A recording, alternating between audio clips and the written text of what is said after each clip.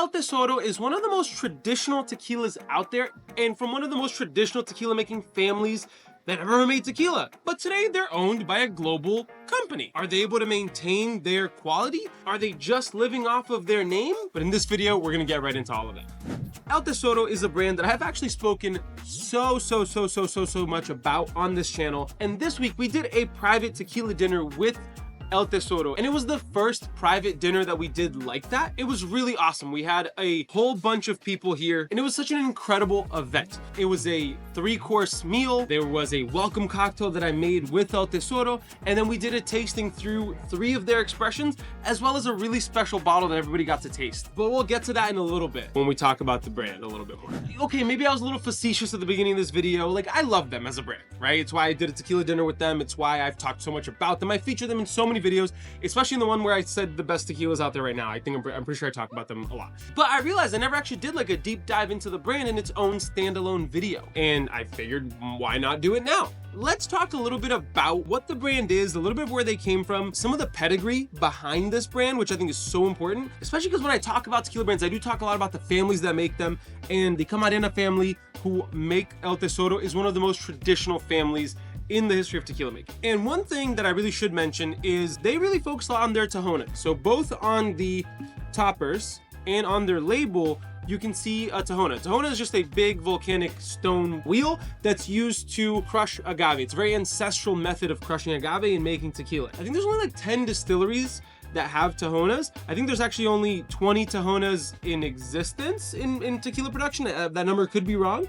but I know that they are one of the folks who do use a Tahona to crush their agave. And it's very important to them. It's all over their branding, and I love these little toppers. It's really cool. So let's roll it back a little bit. This is El Tesoro, and its full name is El Tesoro de Don Felipe. It means the treasure of Don Felipe. Don Felipe was the founder of La Alteña, which is the distillery where this is made. And he was the original Felipe Camarena. Sorry, Don Felipe Camarena. I don't want to disrespect the man. And the Camarena family were originally agave growers. They were just farmers who grew agave and ended up selling their agave to other distilleries and other people to make their tequila with. But then in 1937, they founded La Alteña, the distillery that now makes this incredible spirit. Their story goes even further back to 1937 with Felipe Camarena's grandfather.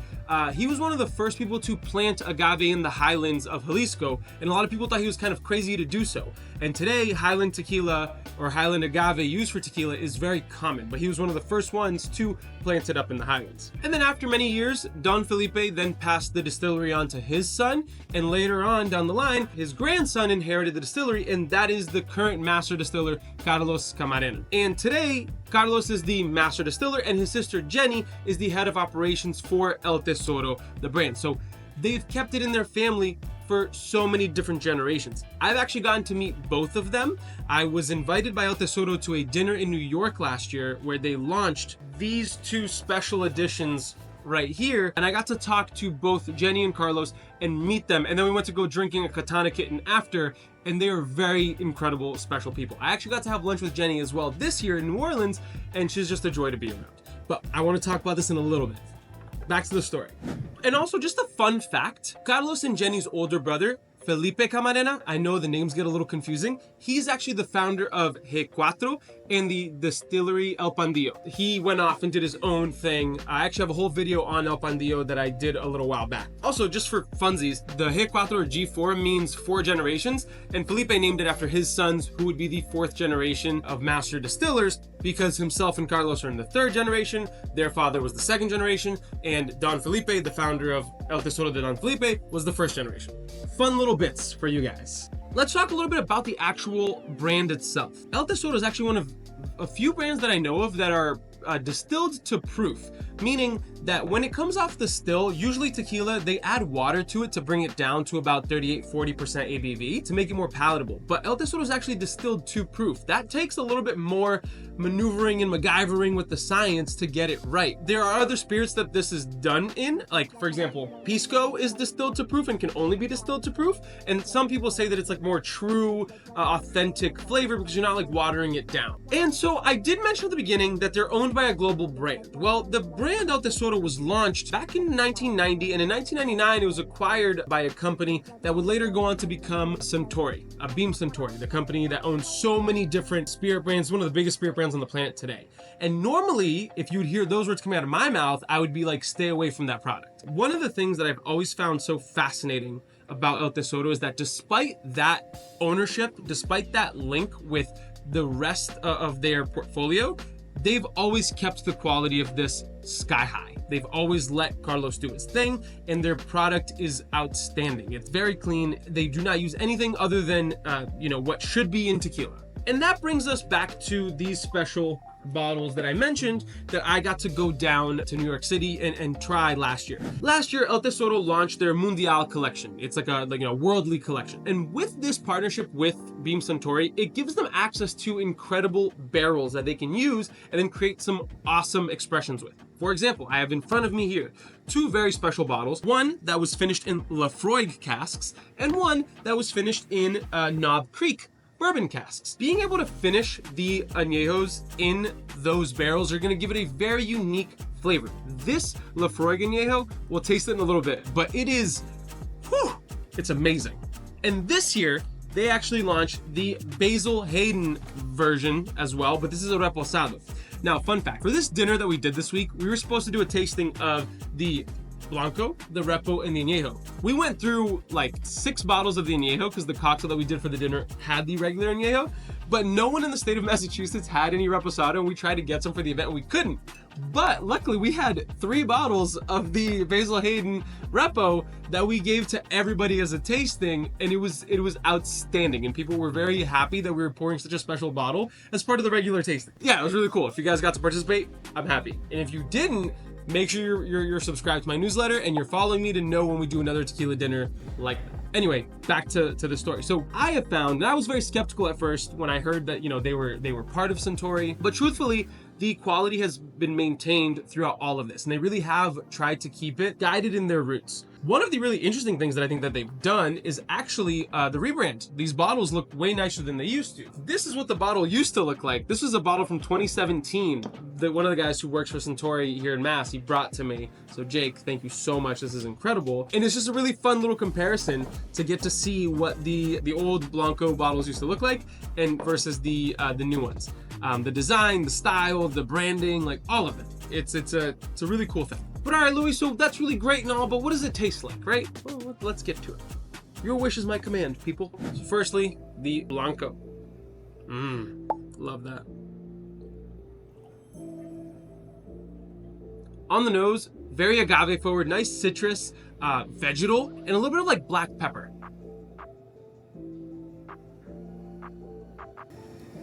I love that. It's so good.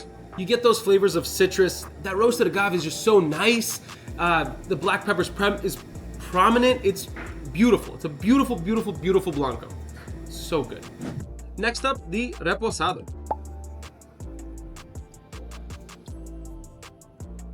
So delightful. That citrus and black pepper is still there, but it's got nice little hints of like caramel and a little bit of oak. Whoa. It's just like silkier. It's like you get the same prominent flavors from the Blanco, but they're a little bit more rounded out with that oak and that barrel. It's just silky. It's really nice. It's velvety. It coats your mouth beautifully. It's so tasty. It's that nice middle ground where I love a Reposado to be, but you get so much flavor there. It's scrumptious. For these next bottles, we need some special tasting glasses. These were given to us by the brand. They have the branding right at the bottom. So let's start off with the Basil Hayden Mundial Reposado, because it's open already. It's a beautiful bottle. I just love the stunning branding. I think it's so good. That's awesome. I love it.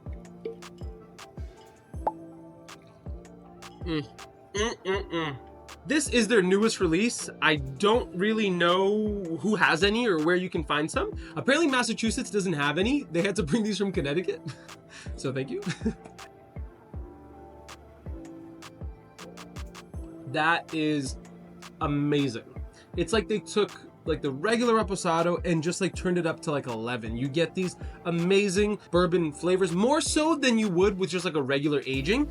This was using former Basil Hayden casks, and that bourbony flavor really comes through, even though it's just a Reposado. So it wasn't aged all that long, but that flavor is so prominent. It's right there. It's It's a beautiful mixture of an incredible tequila, and the barrel doesn't like hide that flavor. It actually just enhances it and creates something new by blending these two flavors together. It is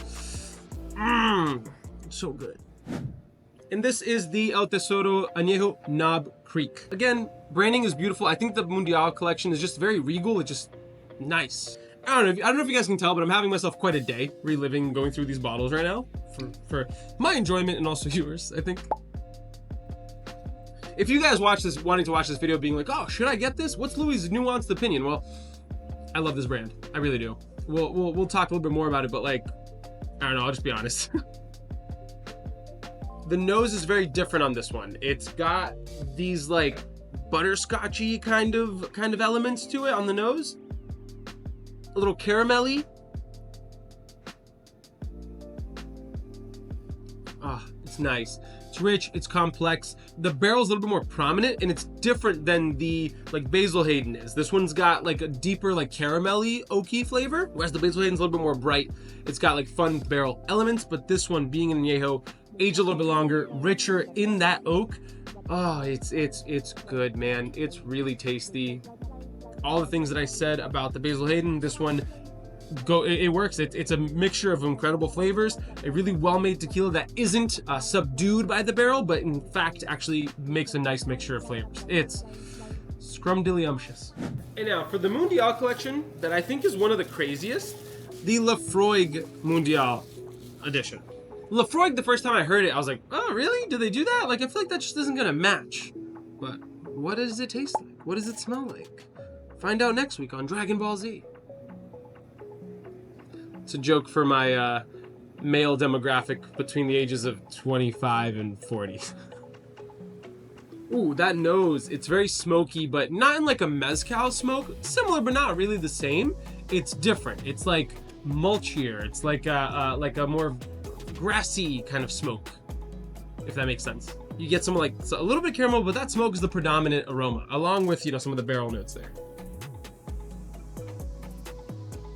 This might be one of the craziest and most fun things that they make. That Laphroaig is present. If you've never had Laphroaig, it's a punch in the face of flavor, smoke, like rich, complex whiskey. It's a scotch. It's really potent. It's not subtle, but somehow, some way, in this bottle, they made it be a little subtle. The smoke elements there, the mossy kind of grassy flavor from the peat is there. The tequila is still present. It gives you that underlying base, but the Laphroaig does have more of an influence than say the Basil Hayden or the Knob Creek on the other two expressions that I showed, but I think it's better for it. I think that it creates this beautiful blend of flavor, and it's so different. It's so unique, and it's usually you'll get like a tequila that's like mixed with mezcal with some random ass. No, don't do that part. Don't do that. Like it's a Scotch whiskey cask. Like that's not really common, and I don't think anyone else has done that as far as I know with tequila, and it just works really nice. It's a delicate balance that I think they got right. I remember when I tried this last year, I was blown away. And I'm really so happy I have another bottle, because last year I couldn't get a bottle. It was just a tasting at the dinner, and now I have one. And here we are. Obviously, it wasn't very subtle with my opinions on this brand. I really love it. I think that they're still doing things the right way. Their connection with a larger portfolio, yes, they are the owners of it, but they have kept the production very similar and allowed the creativity to shine and the quality to still be there. It's a really incredible thing that they're doing with this brand, and having Carlos and Jenny still be at the helm of this brand is the most important part, in my opinion. They know it's their family's name on the line, right? The brand is literally named after their grandfather. So I don't think they're gonna want to mess it up, right? And I genuinely love this brand. I think it's one of the best ones on the market. If you give it a shot, I think it's well worth it. Yeah, these bottles are a little bit more expensive, the tall ones, but they're really special. And this is the 85th anniversary edition. I got sent a bottle of this last year. That one's gone, long gone. This is another one that I got because the state Massachusetts happened to have a couple more of these, so I got two. This was aged in Booker's casks. So yeah, another really incredible expression there. But yeah, if you enjoyed this video and you want to learn more about another awesome tequila brand, you can watch this video right here next.